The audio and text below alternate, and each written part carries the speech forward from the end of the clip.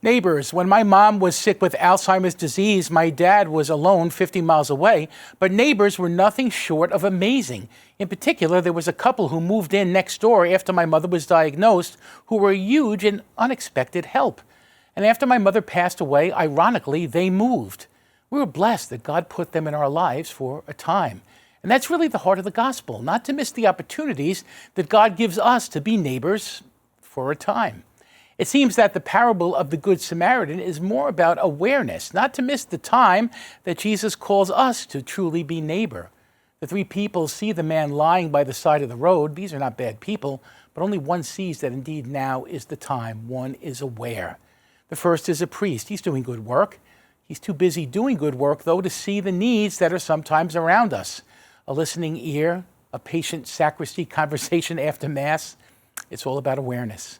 The second is a Levite, one who serves, a family person. He's absorbed by the needs all around him. He's doing all he can, but he's so absorbed in the spinning plates of his life, he fails to be aware of the need to give time. The encounter, the moment before him is there.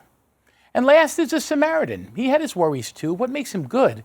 Because he cared? Because he stopped? I think it's because he saw. He saw that this was his time. And because he did that, he changed that man's life forever. He rewrote his history. I remember the musical Wicked.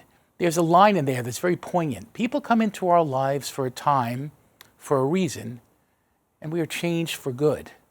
Yeah, we're called to be aware of the time in our spiritual lives. The challenge is going to be seeing the art, the need, and being keenly aware of people around us, because that brings us closer to living the gospel. In our first reading today, Jonah does that in the belly of the whale. It's our hope, too, that in our own busy lives, we grow in our awareness of the neighbor that truly exists in our midst.